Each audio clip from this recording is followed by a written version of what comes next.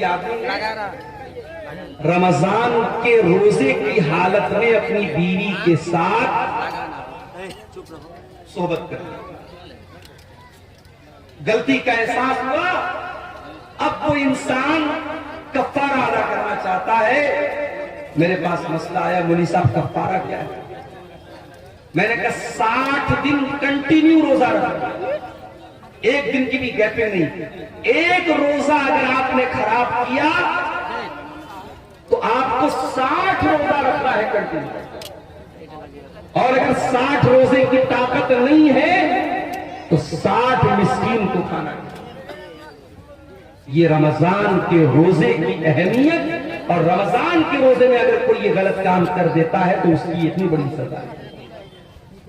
तो कुरान उतरा है रमजान के, फिर रमजान के आखिरी अशरे की किसी एक रात में कुरान उतरा है।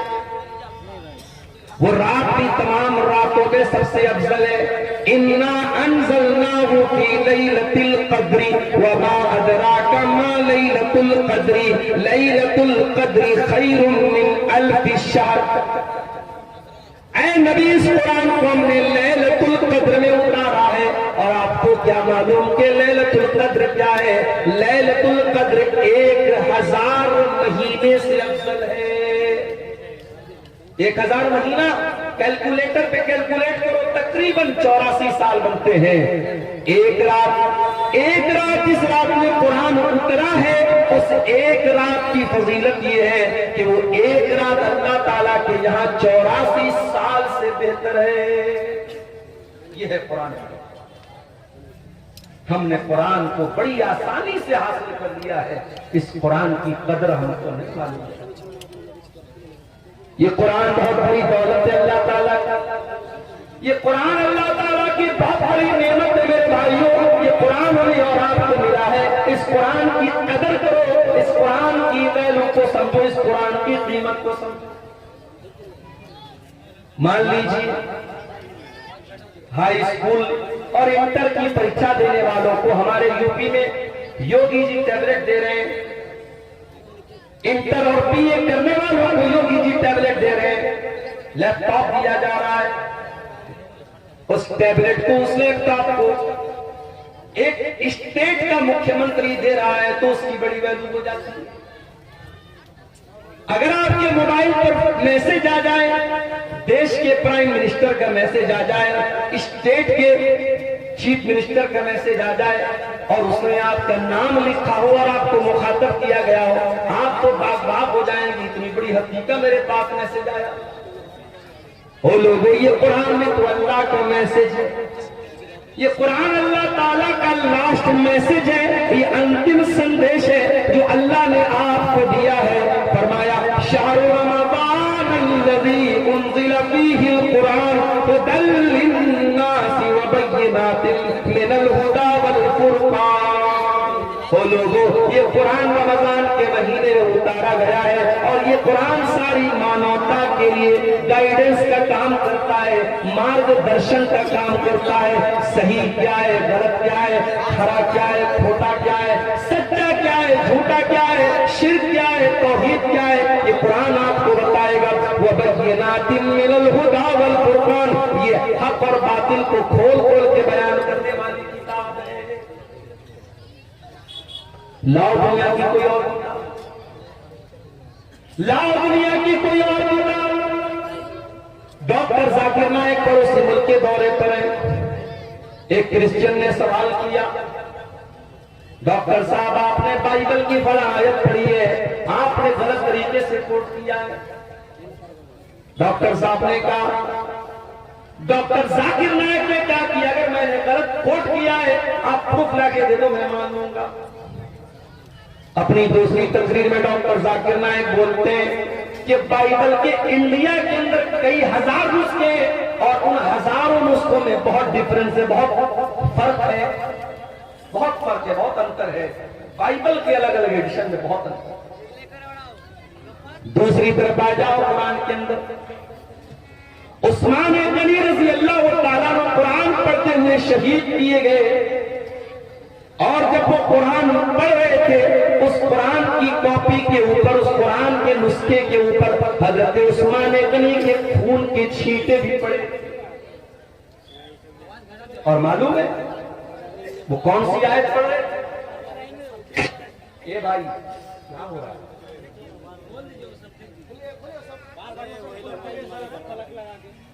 जो भी नहीं, जिसकी वजह से डिस्टर्ब हुआ निकाल सकते, एकदम कोई मुरब्बत नहीं, निकाल सकते। और एकदम खामोशी के साथ तकरीर सुनने दीजिए, डोंट डिस्टर्ब, बिल्कुल डिस्टर्ब नहीं।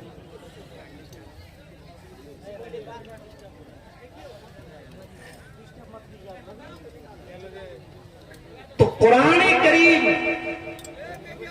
उस्मान गनी रजी अल्लाह ताला अन्हु कुरान की तिलावत कर रहे हैं, और कुरान के जिस नुस्खे पर हजरत उस्मान गनी के खून के छींटे पड़े, वो आज भी ताशकंद के म्यूजियम में वो कुरान मौजूद है। और आपको जान करके आश्चर्य होगा, हैरत होगी कि उस कुरान में और आज हमारे पास जो कुरान मौजूद है, देयर इज नो डिफरेंस, कोई अंतर नहीं है, कोई फर्क नहीं। ये कुरान का है। इतना ही नहीं, उस्मान गनी जब कुरान की तिलावत कर रहे थे, कौन सी आयत पढ़ रहे थे? सूरह बकरा की आयत पढ़ रहे थे। फसयकफीकहुमुल्लाह वहुवस समीउल अलीम। अल्लाह ताला इनके लिए काफी हो जाएगा, अल्लाह इनसे इंतकाम ले लेगा, इनसे बदला ले लेगा। अल्लाह सब कुछ सुनने वाला, सब कुछ जानने वाला है। उस्मान गनी कुरान की तिलावत कर रहे हैं और कुरान की यही आयत वो पढ़ रहे हैं, उसी हालत में उनको ज़बा कर दिया गया, शहीद कर दिया गया। उस्मान गनी कुरान से बहुत मोहब्बत किया करते थे, बहुत मोहब्बत किया करते थे। इसीलिए उस्मान गनी रज़ी अल्लाह ताला अन्हु का इंतकाल भी हुआ तो कुरान पढ़ते हुए हुआ। और उस्मान गनी कहा करते थे, लौ तहरत कुलूबुकुम मा शबियत मिन कलामिल्लाह। ओ लोगों, अगर तुम्हारा दिल पाक और साफ होता तो कुरान को सुन करके कभी तुम्हारा दिल न भरता, कभी तुम्हारा दिल आसूदा न होता, कभी तुम्हारे दिल को सेरी हासिल न होती कि मैंने बहुत कुरान पढ़ लिया है। मेरे नौजवान साथियों, जरा अपने अपने गिरबान में झांक के बताओ, आखिरी बार तुमने कुरान को पढ़ा? हर शख्स अपने ऊपर गौर करे, उसने आखिरी बार बैठ करके आधा घंटा कुरान कब पढ़ा था, जरा बता दे।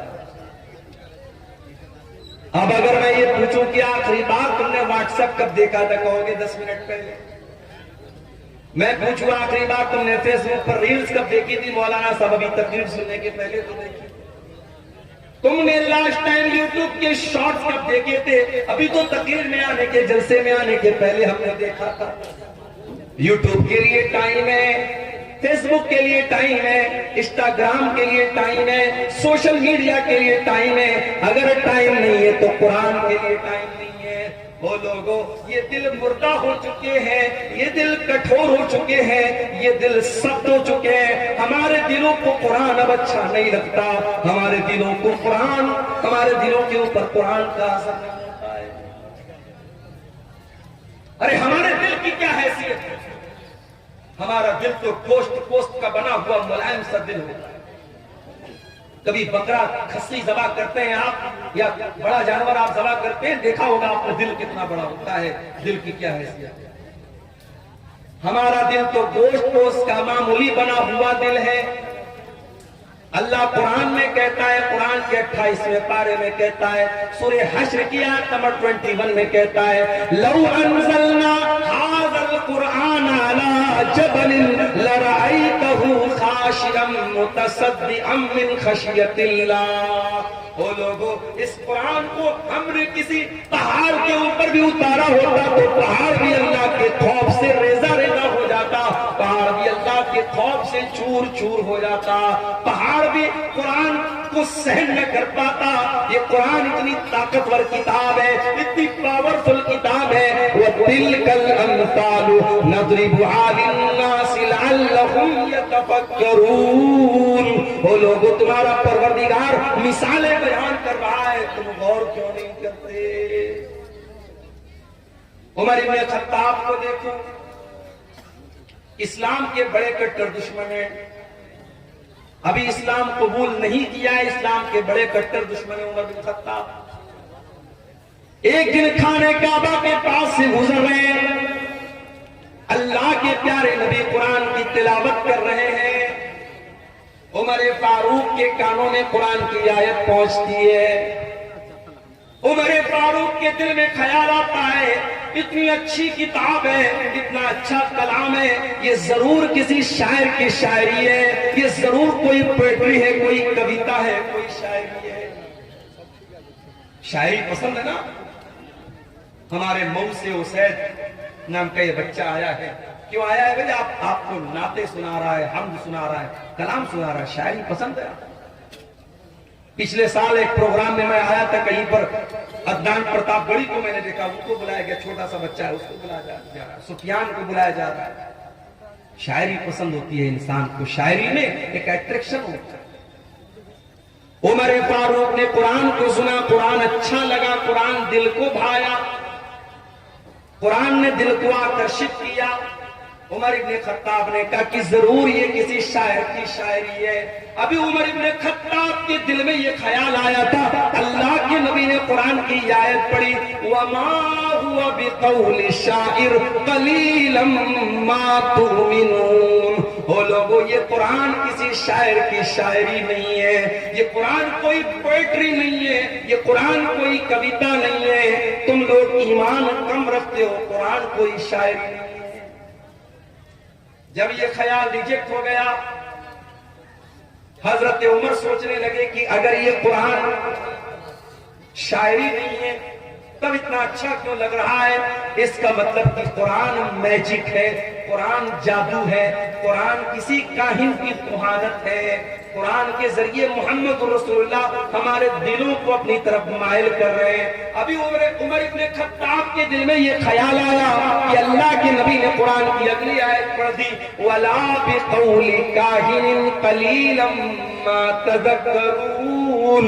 ओ लोगों, ये कुरान किसी जादूगर का जादू भी नहीं है, ये कुरान किसी काहिन की कुहानत भी नहीं है। तंज़ीलुम मिर रब्बिल आलमीन, ये कुरान तो अल्लाह ताला ने नाजिल किया है, रब्बुल आलमीन ने नाजिल किया है। हजरत उमर के दिल पर चोट लगी, उनका दिल थोड़ा सा सॉफ्ट हुआ, मगर अभी इस्लाम उन्होंने कबूल नहीं किया। एक दिन बड़े गुस्से में तलवार लेकर के निकले। रास्ते में एक सहाबी मिले, हजरत नुआइम रज़ी अल्लाह तआला अन्हु ने पूछा, उमर कहां जा रहे हो? कहा कि आज मैं तलवार लेकर के निकला हूं, आज मोहम्मद रसूलुल्लाह का मर्डर कर दूंगा, नऊज़ुबिल्लाह, आपकी हत्या कर दूंगा, इस्लाम का काम तमाम कर दूंगा। हजरत नुआइम दिल ही दिल में घबरा गए, जबान से उन्होंने जाहिर नहीं किया।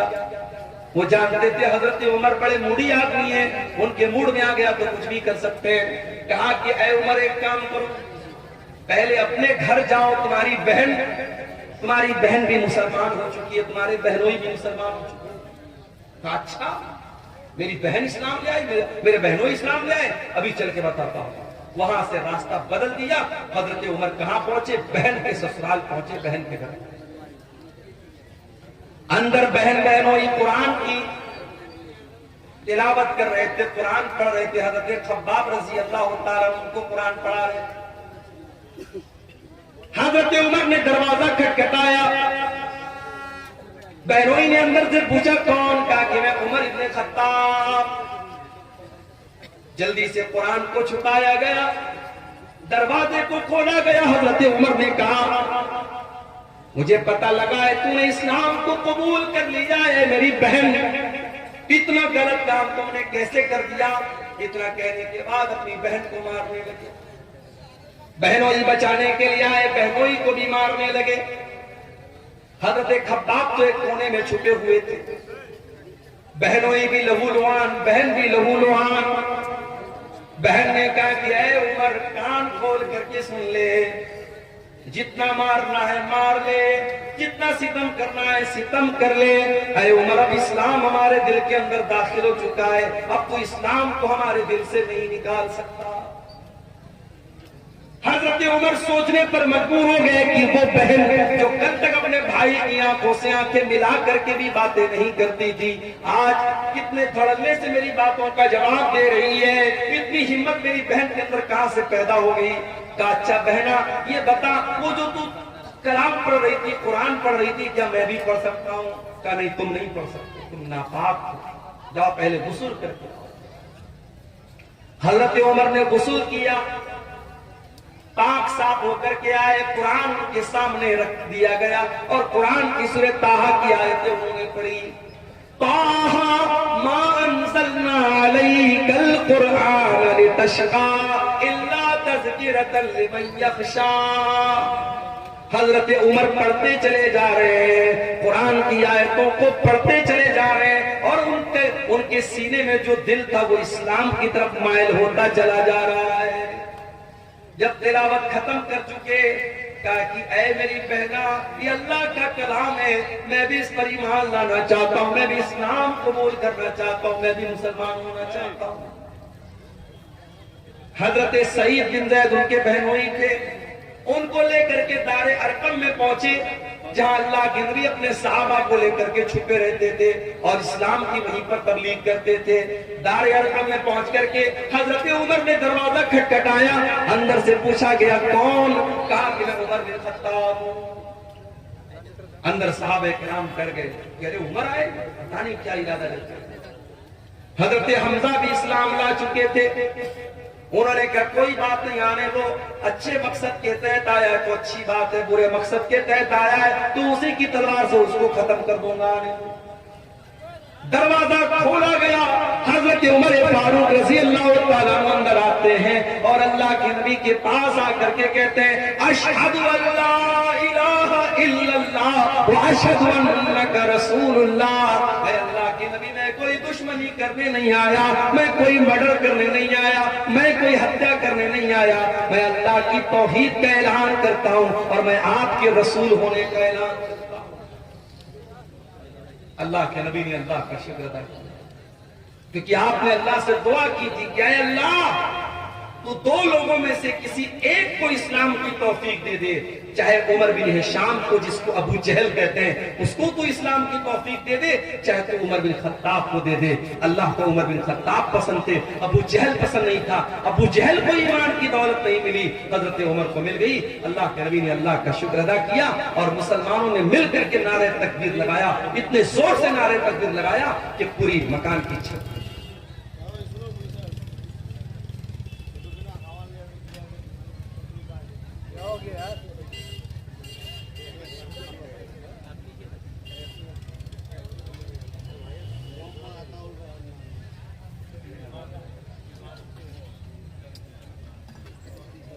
क्या नाम है?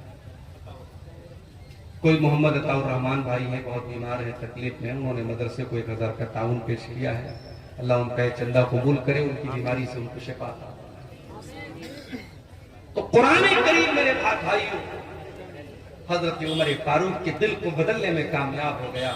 वही कुरान हमारे पास मौजूद है, ये कुरान हमारे ऊपर क्यों असर नहीं डालता?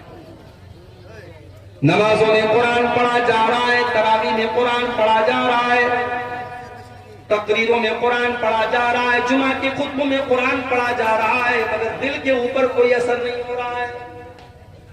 आओ मैं जवाब देता हूं। कुरान का पहला पारा खोलो, अल्लाह फरमाता है तुम कसत कुलूबुकुम मिन बादि ज़ालिका फहिया कल हिजारति औ अशद्दु कसवा। ऐ यहूदियों, तुमने इतने गुनाह किए, इतने अल्लाह को नाराज करने वाले काम किए कि तुम्हारे दिल कठोर हो गए, तुम्हारे दिल सख्त हो गए, इतने सख्त हो गए भैया कल ही जारती औ अशद्दु कसवा, तुम्हारे दिल पत्थरों के जैसे कठोर हो गए, पत्थरों से ज्यादा सख्त हो गए तुम्हारे दिल कठोर हो गया। इस दिल पर अब कुरान का कोई असर नहीं हो रहा है। इस कुरान को सुन करके डाकू लोग ईमान ले आते थे। फुज़ैल इब्न अयाज़ नाम का एक डाकू, जिसका काम लोगों के मकान की छतों पे जाकर के छापा मारना और डाका डालना है। फुज़ैल इब्न अयाज़ डाका डालने के लिए एक मकान की छत पे कूदता है, रात का सन्नाटा है, रात का टाइम है। फुज़ैल इब्न अयाज़ डाका डालने गया है, चोरी करने गया है, माल हड़पने गया है। वो रात के सन्नाटे में कोई अल्लाह का बंदा कुरान की तिलावत कर रहा था और कुरान की ये आयत फुज़ैल इब्न इयास के कानों में पड़ जाती है, अलम यानि लिल्लज़ीना आमनू अन तख्शा कुलूबुहुम लिज़िक्रिल्लाह, क्या ईमान वालों के लिए भी वो समय नहीं आया, वो टाइम नहीं आया, वो वक्त नहीं आया जब ईमान वालों के दिल अल्लाह का कलाम सुन करके पिघल जाए।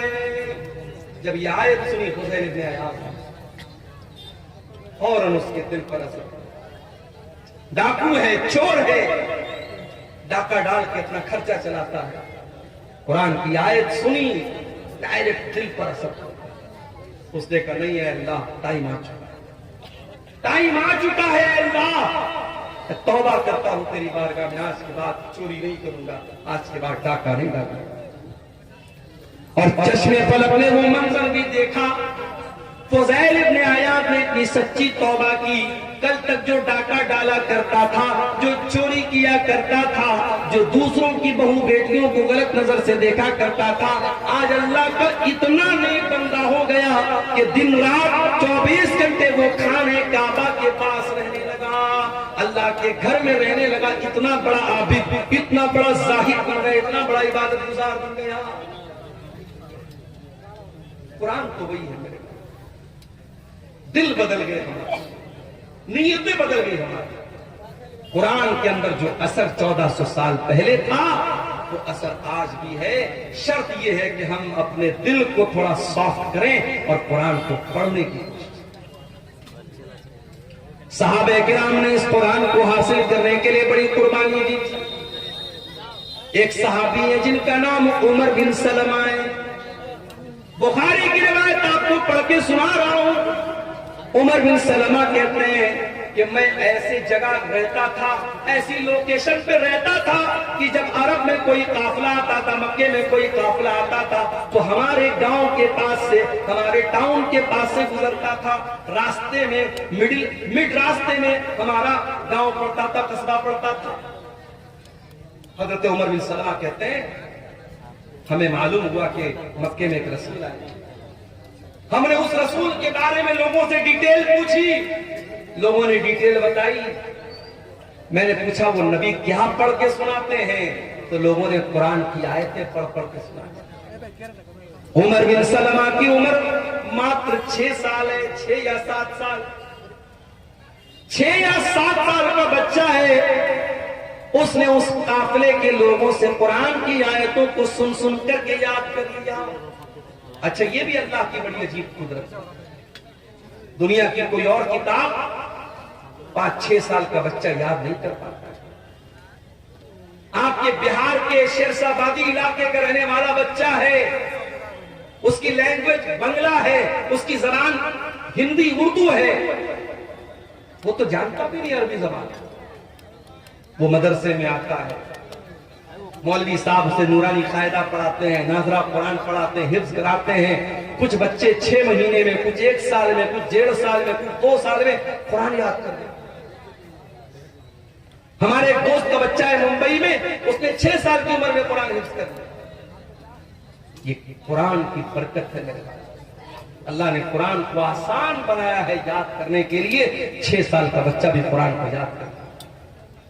इसीलिए अल्लाह कुरान में कहता है वलक़द यस्सरनल कुरान लिज़िक्रि फहल मिन मुद्दकिर, हमने इस कुरान को आसान बनाया है याद करने के लिए। है कोई कुरान को याद करने वाला? मैं तहदीद से नेमत के तौर पे कह रहा हूं, अपनी बड़ाई के तौर पे नहीं कह रहा हूं। इसको तकब्बुर के तौर पे या बड़ाई के तौर पे मत लीजिएगा, तहदीद से नेमत के तौर पे कह रहा हूं। लॉकडाउन लगा था, रमजान का महीना आया, मेरी वालिदा अल्लाह मग़फ़िरत फरमाए, उनकी जिंदगी का आखिरी रमजान, मस्जिदें बंद थी, ताला लगा था मस्जिद में। रमजान के अंदर तरावी की नमाज घर में पढ़ने का मामला आया। मेरे घर में कोई हाफिज नहीं, मुझे सूरह बकरा याद थी।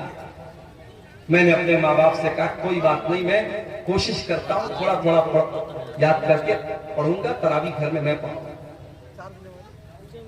आम दिनों में मैं सोच भी नहीं सकता था कि मैं तरावी पढ़ाऊंगा, मेरे पीछे मेरी माँ पढ़ेगी, मेरे बाप पढ़ेंगे, मेरे भाई लोग पढ़ेंगे, क्योंकि मैं हाफिज तो नहीं हूं।